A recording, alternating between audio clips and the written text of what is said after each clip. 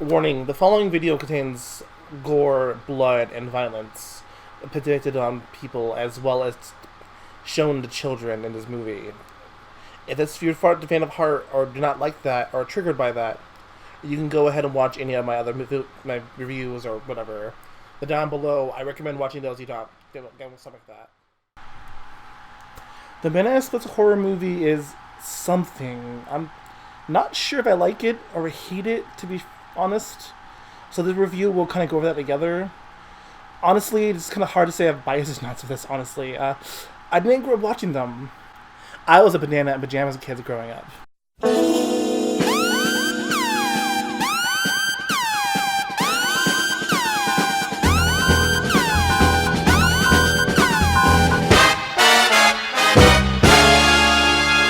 They're not real.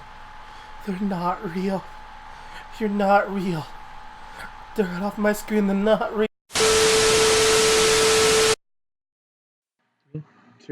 So this movie starts out the way every good horror movie does, with a jump scare. Introducing our kid is a fan of banana splits by scaring his mother because she's scared him. But the cosplay here he's in is to show he loves banana splits. And to be honest, it's pretty wholesome energy, not gonna lie. I hope this whole universe keeps this wholesome energy and the horror movie isn't the way I think it's gonna go, but and we're also introduced to his shithead brother. We'll call him Kyle. He has a real name. I just like calling him Kyle. He gives him Kyle energy, you know? After we didn't introduce that, we introduced that Kyle's kind of a shithead, and it's a past curfew. What time is it? It's past your curfew. That's what time it is. But he's a 19-year-old, we learn later. Why does he have a curfew? That's dumb. We skip to the birthday party scene, and honestly, I being misjudged him earlier. It's not much of a shithead, just his authority. Birthday, buddy. Happy birthday, Harley. Oh. A tiny wand. No, push the button. Your old one broke, so I got you a new one. I love it, Austin. You have another. I guess. And as we feel that their friend's not really into banana splits and doesn't really want to go. But hey, whatever it works, I guess. However, she's kind of mean to him when he's not around. Mom, he's weird. He believes in fairies and thinks he can talk to animals. Please don't make me. And we meet are the two protagonists here in this movie, Tana Mongoose and iDubbbz, as the children fucking almost dies. And honestly, it's interesting because we just this black woman, and she's the caretaker and the handlers of the banana splits. Four robots being a handler, I suppose. That's a little weird, but fine. And Kyle tries to put the moves on her, and it's beautiful and ironic and embarrassing because I can kind of relate to this a lot. But honestly, Kyle is just trying to live his life, and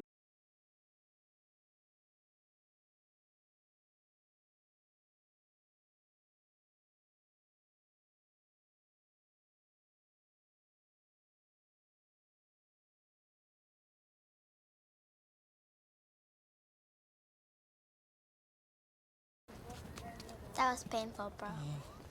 Yeah. Yeah. this is where a lot of interesting kind of background information for this movie kind of comes place. Because Sci-Fi originally had the rights to the Five Nights at Freddy's movie, which went to Blumhouse. But the characters still kind of betrayed how they were supposed to be in the FNAF universe. Here, I'll show you why. Remember at the beginning of Five Nights at Freddy's when you get a phone call from like the guy going, "Oh, don't forget, you have to watch over them because they're running around doing pranks and shit." So that character becomes two characters. The old man who says that the animatronics walk around at night, and the black lady from earlier, whose name I don't think is given a name, honestly. She She is also the handler, like how she and the protagonist of Five Nights are the big handler for the animatronic, if that makes sense. That's why I think this is where Five Nights at Freddy's the movie. This would be where that kind of happens. I think. Not really given a clear answer, honestly. We cut to the show announcing they'll be able to meet the Banana Splits based off random chance. But sadly, somehow, weirdly enough, this is weird because normally this is where the hero would be able to do it, but he can't. Well, he doesn't get the ticket. But that's fine because his big bro Kyle goes to disappear, and it's a Handler Chan.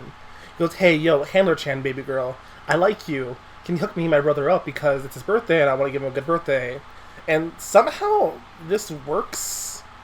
I don't know how this works. Maybe because like what happens prior to it, where Stevie, I think his name is a huge drunken asshole, and it's kind of interesting and endearing in a way that Kyle's able to hit the moves off just right, you know?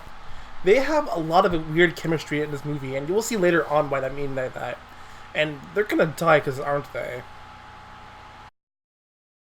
We get introduced to a character we'll call, for the sake of parody, Dr. Light, as he continues to working on the puppet animatronics and updates their firmware to monkeyisnowevil.exe here. He doesn't come up till later, but I figured I should point him out now. So I kind of grazed on it earlier, but I probably should get the fuzzy elephant out of the room here. Stevie, the guy who plays him, is a jaded alcoholic who seems to not really care that he's losing his job. And he really mentions that in the beginning, as a side plot, how the show is getting canceled. That's going to happen a little too. And he seems to not care about that. Speaking of which, the guy who wants to cancel the Banana Splits is a sleazy asshole. And when the animal creatures here try to fuck with him, it's actually kind of funny, not going to lie, because we don't see him die. So, like, does he live? We'll find out later. But, like, it's kind of funny in a way, because it's actually kind of an interesting jump scare. It's not scary, it's funny. But in a way, it's kind of scary in a way. Like, that weird endearing part is kind of gone there. So then we jump to the stage when Stevie kind of mentions how the show might be the last show. And Droopy Dog does something that animatronics aren't supposed to do. And just kind of fucks with him and knocks him down. And the only person to call him out is the child, because he's child. And it's kind of interesting in a way. Stevie, after the taping of the show, the kids, including our boy and his pals here, go to see the Banana Splits, except the dad, who decides to disappear to do weird dad things, I guess. Somebody in this movie is supposed to be the Purple Man. I originally, that weird FNAF thing. I originally assumed it was going to be Stevie. The reason that being because he acts like something the Purple Man would act. He's a huge asshole to children, apparently. But no, he's not the Purple Man. I realized later. Though his death scene is probably as satisfying as knowing how the Purple Man might end up dying in FNAF. So, and that's it.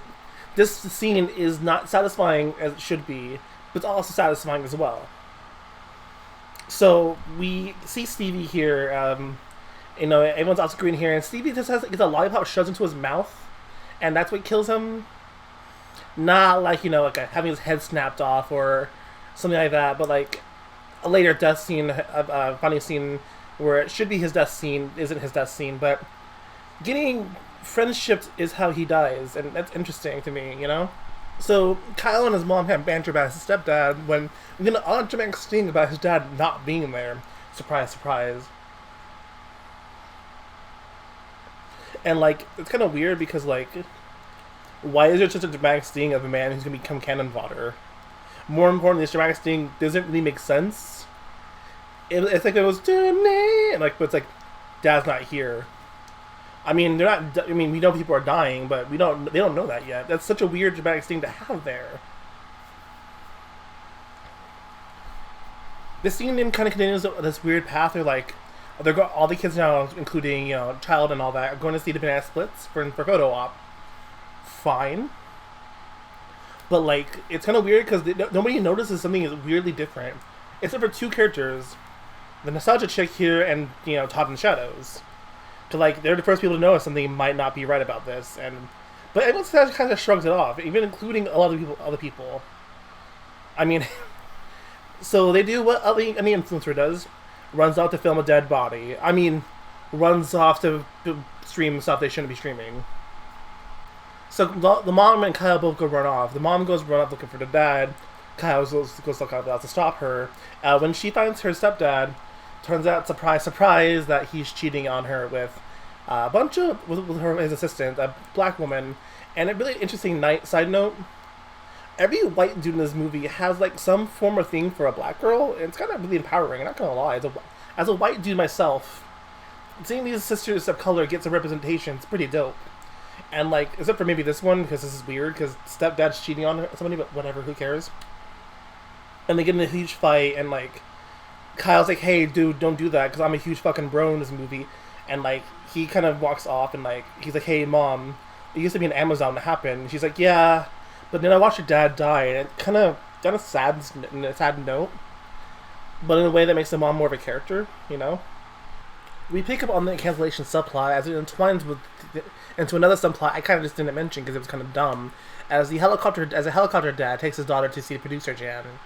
Also, you know, this is where also we all learn at the same time that the banana splits are now in fact ending.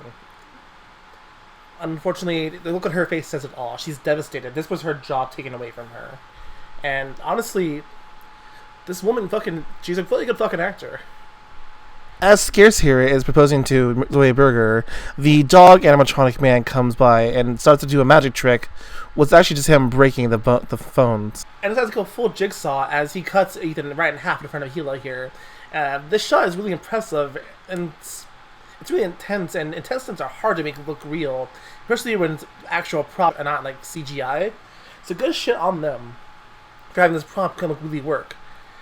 Thankfully, before Jenna Marble loses her marbles completely, we get stopped because the kids are looking for Snorky, and they, for some reason, trust this man to take them to Snorky. Why? No, really, why do you trust this robot man? He's obviously evil. He has a robotic arm. Look, I know the Terminator said it's a good idea to do this, follow this guy on, but now hear me out. Don't do this. Here's why. You see the scene going on here. You see this going on. Why would you trust this robotic hand man to take you to go see Snorky? It sounds dumb. Because it is dumb. We come back to the room where the producer was earlier, just to find it empty almost. And the helicopter dad wondering who's there, when it reveals to be that there is in fact not the producer, who might actually be dead for the record. But who is there is actually one of the animatronics. And the animatronics, not liking adults apparently, decides to Metal Gear to snake it and use a flamethrower on him. We also learned as well where the children are being held to. They're being sent to where they were being built. A remnant probably of Five Nights at Freddy's the movie. Throughout the movie, the mom's been really docile about everything going on here until she sees Kyle almost die from Monkey here, and the maternal Amazon male just turns the fuck on. The engineer, creator, Purple Man here, Dr. Purple, is also insane and says the only reason animatronics are crazy because the show was cancelled. Did Dr. Light build these?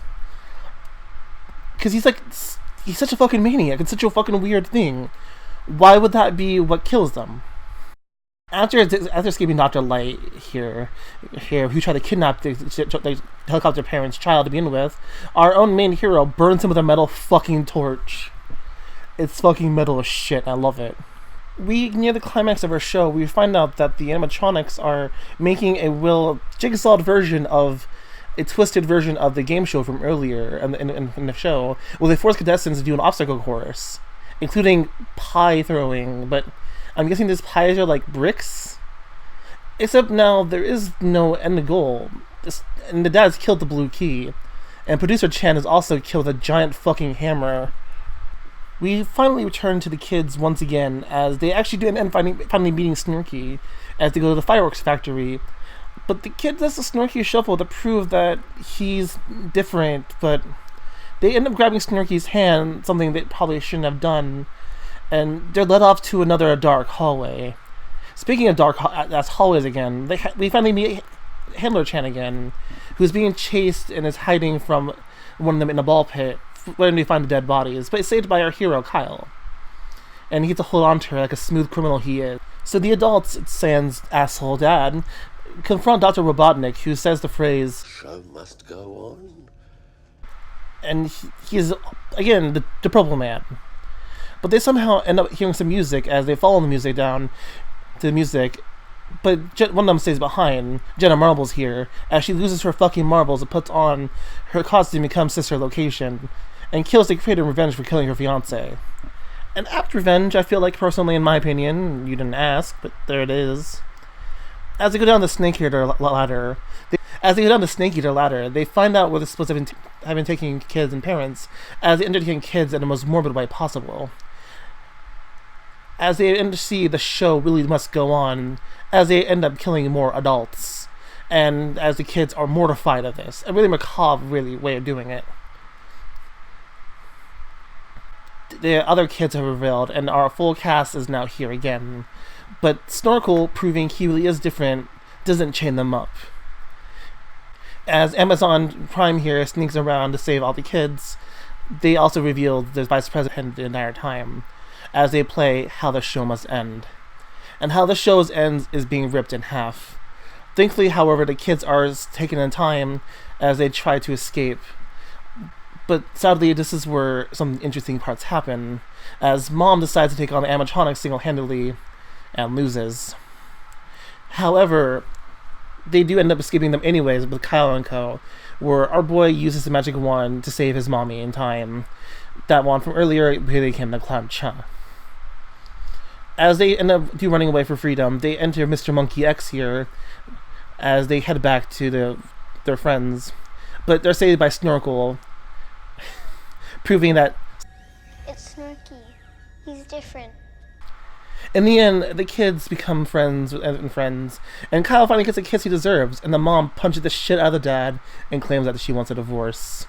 Leading the best possible ways to end this movie of all time, except for one possible sequel bait, as Jenna Marbles here becomes ContraPoints and drives off with the broken banana splits, ending the movie there. Now for my final thoughts. Honestly, I liked the film a lot. I didn't expect to like the film. I thought it would be bad. I thought it would be garbage. Thankfully, I was wrong, because that movie, that was fucking good. What I liked about it, I liked everything about it, honestly. I didn't expect to come into the film liking it, mainly because it was a made-for-TV horror film. Well, made for DVD and TV horror film. And those are always terrible, because they're always bland and boring. They use bad effects, but not this one. All practical effects. All good practical effects, honestly, too. Everyone's written pretty well. We get black women in leading roles. We get black women who don't die in roles. Honestly, it's pretty fucking amazing. Especially for fucking, 20 anything. Horror films in general don't usually do that often. So this is a fucking step in the right direction. And I can't make fun of the film because I'm dating a black woman. So I can't go, oh yeah, well it fetishizes black women because X, Y, Z. You can argue I am doing it too. So I'm not going to. I make fun of Kyle, the brother calling him Kyle, when his name's Austin. I just think Kyle's a funnier thing to call him, honestly. That's the joke. The only thing I didn't like about the film is, the stepdad, honestly. No, Helicopter Dad. Get rid of Helicopter Dad as well. Those two dads gone. Perfect movie. It's a solid 9 out of 10. Go watch it on Amazon, Hulu, whatever. Thanks for hanging out with me, guys. Thanks to Giga. I'll see you guys later. Happy Halloween. Thanks for hanging out with me the whole month so far. Happy Halloween.